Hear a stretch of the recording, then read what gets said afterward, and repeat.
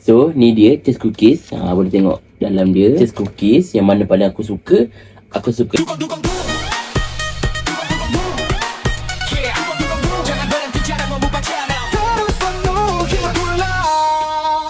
Assalamualaikum. Hi guys, welcome back to Mon Mukbang channel. Dugu-dugu-dung. So siapa je boleh tengok video aku ni, kalau boleh aku minta korang like video aku, subscribe video aku and share video aku ni kepada orang lain. Kalau boleh bela YouTube aku ni sampai mana? Sampai menuju bulan. So hari ni aku nak makan apa? Hari ni aku nak makan produk viral lagi dekat TikTok, iaitu produk cheese cookies daripada Papa Laris. Ni dia. Ni kali ni anak dia pula yang jual. Dia jual cookies. Ada dua perisa. Satu perisa red velvet, satu lagi perisa coklat. So kita akan try lah rasa dia macam mana, okey ke tak. So untuk harga dia aku beli combo. Untuk combo dua cookies ni harga dia RM21.90. Korang boleh tengok dekat beg kuning. Aku akan sediakan nanti dekat TikTok. So tak apa, tak nak buang masa lagi. Jom kita makan produk cheese cookies ni. So kita akan try dengan perisa coklat dulu. So jom try makan. So ni dia cheese cookies. Boleh tengok dalam dia. Berat dia 150 gram. So ni bentuk dia. Kita ambil bau dulu. Wangi bau dia. So jom kita try makan. Bismillah.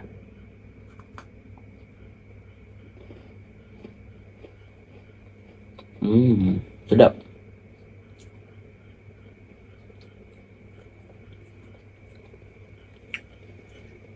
Dia biskut dia sedap. Dia tak manis tak tawar, tapi orang kata memang sebati rasa dia.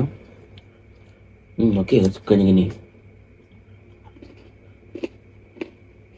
Kalau korang makan tu memang akan cair dekat mulut.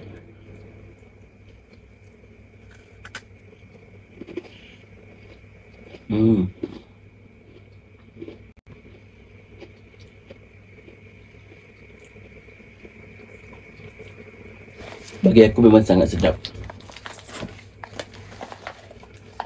Okay, ni dia red velvet. Tengok. So warna dia warna pink. Jom makan. Bismillah.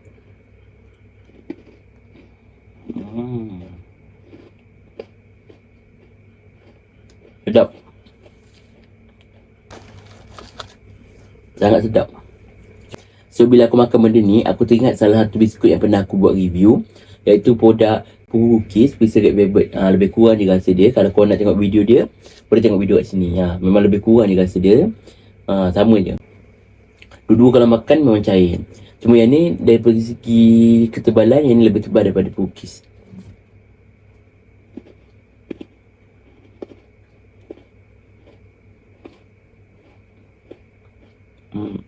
Sedap.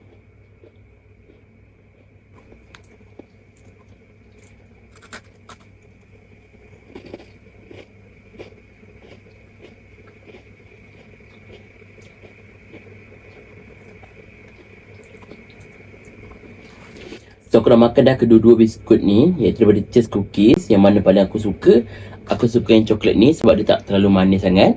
Kalau macam yang ni, personally dia macam a bit manis sikit berbanding yang ni. So aku lebih suka yang coklat. Okay. So aku rasa berbaloi lah untuk korang try makan kedua-dua biskut ni. Di combo ni harga RM21.90. Memang berbaloi lah untuk korang beli. So aku rasa setakat ni je konten aku pada hari ni. Jangan lupa untuk korang like video aku, subscribe video aku and share video aku ni pada orang lain. Kalau boleh bela YouTube aku ni sampai mana? Sampai menuju bulan.